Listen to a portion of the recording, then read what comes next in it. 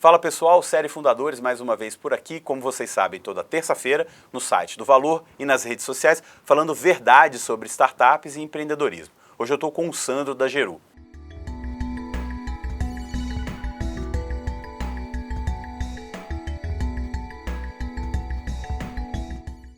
Como que sua trajetória, você já tinha fundado 3 empresas, mas como executivo de private equity e tal, como é que é virar empreendedor?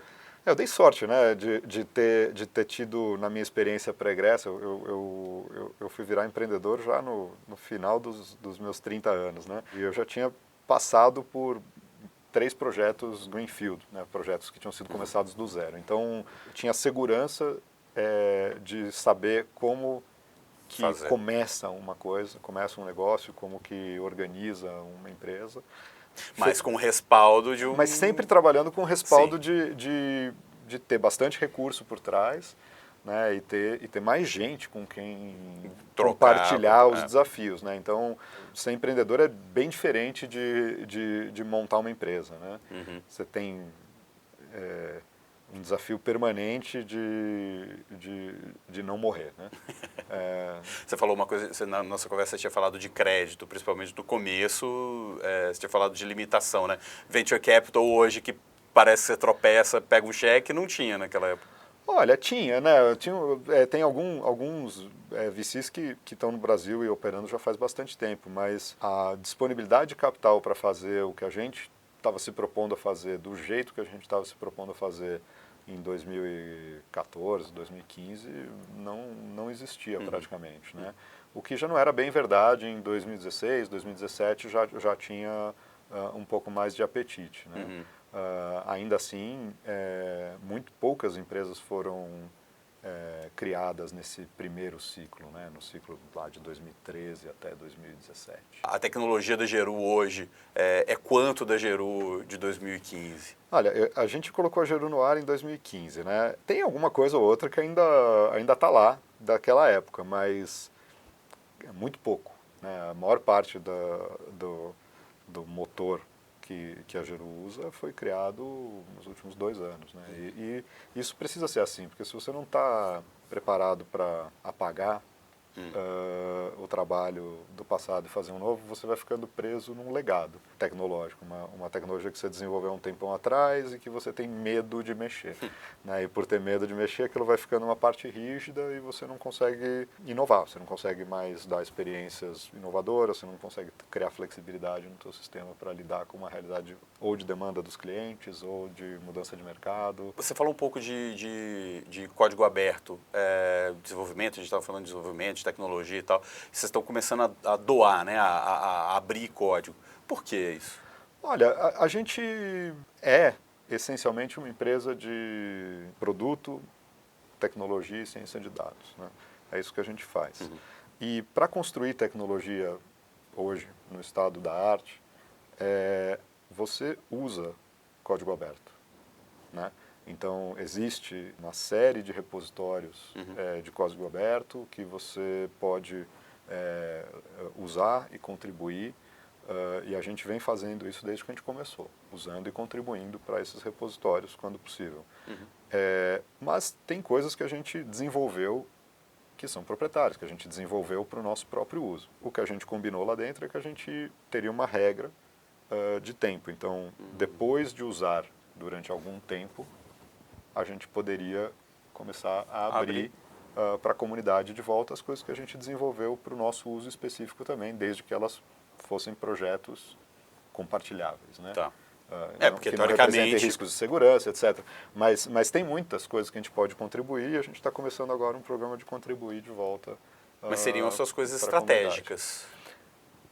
Eu acredito que não, porque eu não sei o quanto é estratégico a tua habilidade de fazer um cálculo de matemática financeira de um jeito mais eficiente, né? É importante, nos ajuda bastante, mas é apenas uma peça, uma engrenagem dentro de uma máquina muito mais complexa, muito mais difícil de entender do que só esse elemento. Então, compartilhar esse elemento com a comunidade não tem nenhum malefício. Pelo contrário, a gente vai ter gente usando, contribuindo, evoluindo essa ferramenta para o nosso próprio uso também. Então, todo mundo sai ganhando. Qual que é o principal erro de vocês nesses 5 anos agora? Quantas horas a gente... Acho que a gente cometeu vários erros e ninguém conta as histórias dos erros, né? Porque é mais bonito falar dos acertos do que dos erros. Por isso que eu pergunto. Mas eu acho que talvez o nosso maior erro, estrategicamente falando, foi um descompasso com o mercado em 2017. Né? Eu acho que a gente, em 2017, já estava com 2 anos de operação. A gente tinha feito cerca de 60 milhões de reais de empréstimos, que é um volume bastante respeitável para a época, né? E a gente entendia que a gente, com as informações que a gente tinha adquirido e com o aprendizado que a gente tinha tido naqueles 2 anos de operação, a gente estava em condições de fazer empréstimos de um jeito muito melhor do que a gente tinha feito no passado e podia crescer. E a gente cresceu 4 vezes o volume naquele ano, né? E foi um ano de agravamento da crise. Né? Então a gente tinha modelos que a gente tinha montado Com um cenário. Um ciclo econômico melhor e a gente pegou de frente um crescimento grande da carteira com uma crise, uma economia em piora. Né, uma economia em piora que ainda não melhorou a propósito, né, assim, o desemprego continua alto, a renda das famílias continua baixa, então eu acho que a gente está vendo sinais de que as coisas podem começar a melhorar, mas na economia real das famílias, que é onde a gente trabalha, ainda não aconteceu. Mas em 2017 a gente foi pego por um movimento de mercado, né, de piora e pelo nosso próprio excesso de confiança, talvez. Né? A gente estava se deixou por cima da carne seca, né, como se diz aí.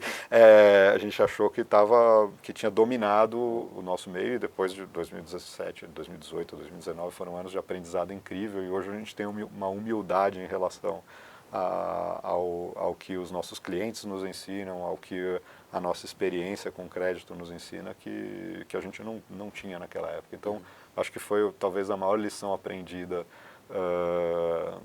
que a gente teve foi o ano de 2017. E o que você deixa de aprendizado para quem está nesse caminho agora de empreender, startup? Se eu pudesse voltar para trás e dizer para mim mesmo, né, quando eu estava começando alguma coisa, né, eu acho que você tem que se conectar com o maior número de pessoas inteligentes e que têm o mesmo desejo de mudança que você tem no começo. E se não der para ser no começo, ao longo da sua história, mas o tempo todo você tem que estar se conectando com pessoas que estão embarcadas no propósito do que você está fazendo. Porque vai ter muito mais dificuldades do que momentos de confete, né?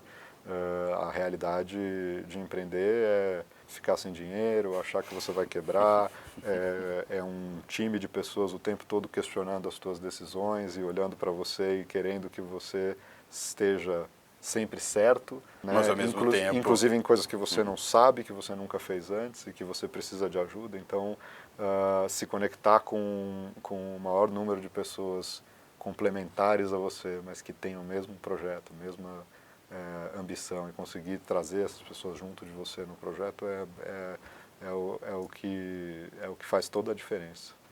Obrigado, Sandro. Obrigado a você.